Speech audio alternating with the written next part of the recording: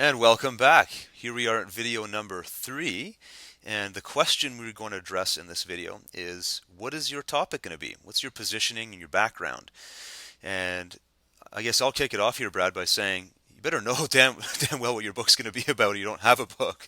You have to have some kind of topic to go into this with. And obviously, if you can draw from experience, you can draw from things you already know and you're already good at, which is the only thing you should be writing about, then it should be a lot easier. And later on in a future video, we're going to give you some tips as to how you can actually extract ideas from your mind a lot easier than you might feel like it would be today if you were to sit down with a pen and start writing your book, or with a typewriter, right? Because we all use typewriters to write. Um, but seriously, knowing your topic or knowing your positioning ahead of time and how you actually want to go into that book is going to be extremely valuable, extremely important. How did you actually come up with yours, Brad? Because I know your title, I think, preceded the actual content, right? You just knew what you were gonna, and we're gonna talk about title in a future video, but I think you started with that, and then you figured out, you kind of backfilled later what your positioning would be based on what the hell you already knew.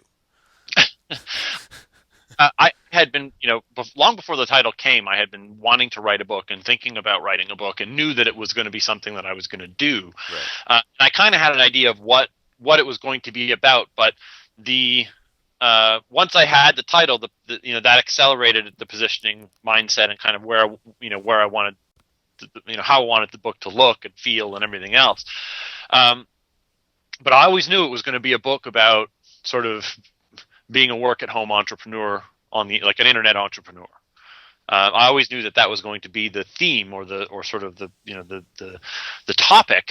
But how I was going to position that, how I was going to make that look, hadn't quite been figured out yet. And without that, you really don't have much, right? Because there's dozens of new books just like that coming out every month.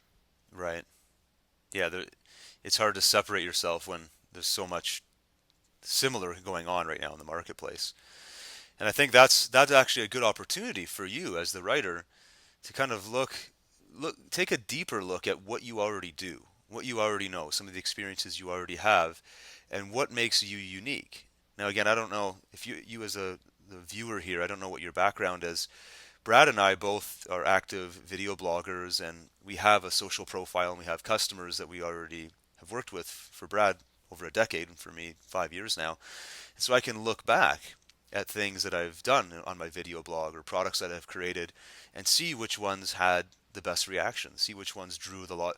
I always know something I've done well with something like a talk when I get a lot of questions, and I can usually look at and examine a lot of those questions and say, oh, okay, this product or this talk I gave or this presentation I delivered really gave me some questions that went down this road, and I was able to answer a whole bunch of questions that I didn't even realize people had, and that in itself could become the entire premise for a book.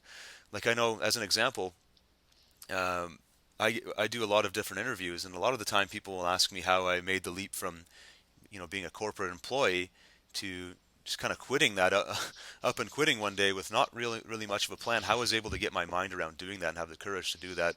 And I talk about the power of sort of committing to a goal before you know how you're going to do it, right? It's this idea of I'm just going to put it out there and commit to it, and I have really no way to turn back, so I'm just going to figure it out.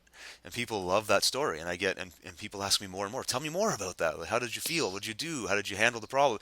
And so that becomes often the premise of future blog posts, or even when I write, when I do my book, my next book, my first book, I'm going to look at that because it's an area that obviously lots of people want to learn about. So when you come up with your topic, your positioning, look for hints, look for clues of things that people are coming to you for answers for, because maybe you have an answer that a lot of people want to have, and they don't know where else to get that answer. You're the person that's going to give it to them.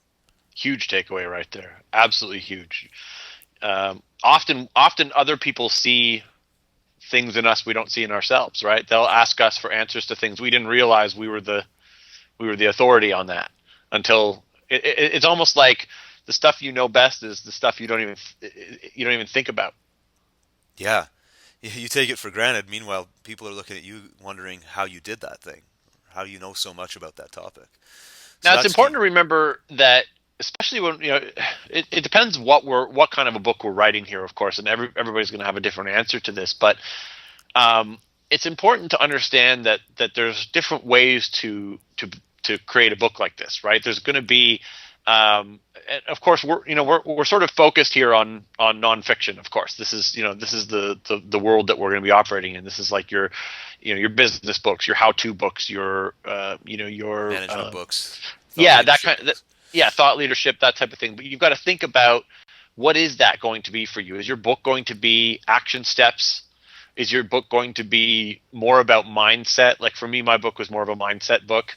In fact, I've gotten a lot of criticism for not putting action steps and how tos. There's no actionable, stuff. It's more about how to think. You have to But decide which. your perfect avatar loves that because they don't want action Yes, steps. They want inspiration because they're going to make their own steps.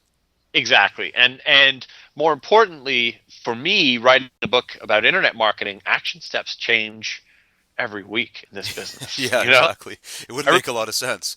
yeah, I mean, my book would already be a little bit out of date if it was all action steps. So you have to think about that. Am I in a fast-paced technology world where action step books aren't actually going to stand the test of time? Right? Why does a book like Think and Grow Rich still sell today? Why is it still, because it's a mindset book. Yeah. It doesn't matter when it was written, Yeah, and it's it doesn't. universal truths that are always going to be true. So, Yeah. So tr- now again, if we're talking about how to install drywall, action steps are going to be just fine. Although they will also eventually hit a wall, right? You're gonna find people are using newer technologies and newer products, even just a decade from now than they are today. So you've got to think about that kind of stuff. How much do you want to how much of it do you want to be mindset? How much of it do you want to be actionable? And you can have a bit of both in every book, but you may want to decide what side you want to lean on. yeah, and then to further to that point, you can even ask yourself, do I want it to be from first person perspective where I'm giving my own advice? A lot of people aren't necessarily experts on the domain themselves, but they're researchers and they went and found the best people on a certain topic, and now they're the author of a book. They kind of became an expert because they talked to all the experts in that field. That could be you as well. So never use Sure. the excuse of, well, I don't know enough about X, Y, whatever. I don't want to say Z because it sounds too Canadian. So X, Y, Z.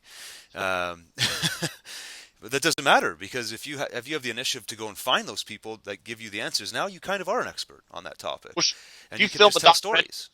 you film a documentary about poker, you're going to know a lot about poker at the end of that project. Or if you write a book about something, you're going to learn everything there is about that in that process.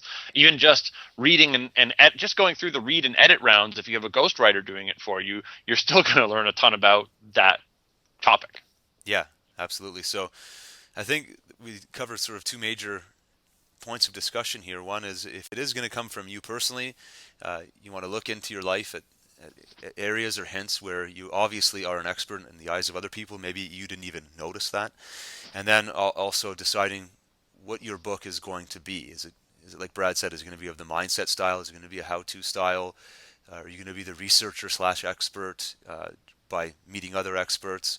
Is it a combination of all these different things? And you might want to do the most obvious step and look in your existing category, your existing industry, and what are other books doing? What resonates with you, what doesn't? What sells well, what doesn't? What kind of titles are they using and all that, which is a good segue for our next video. But I think all of that will come in very handy when you're answering the question from this video, which is what is your topic? How do you want to position it? What is your background? Anything to add, Brad? No, I think that's great. Excellent. Well, we'll see you in the next video, which is going to be very, very fun. What is your book title?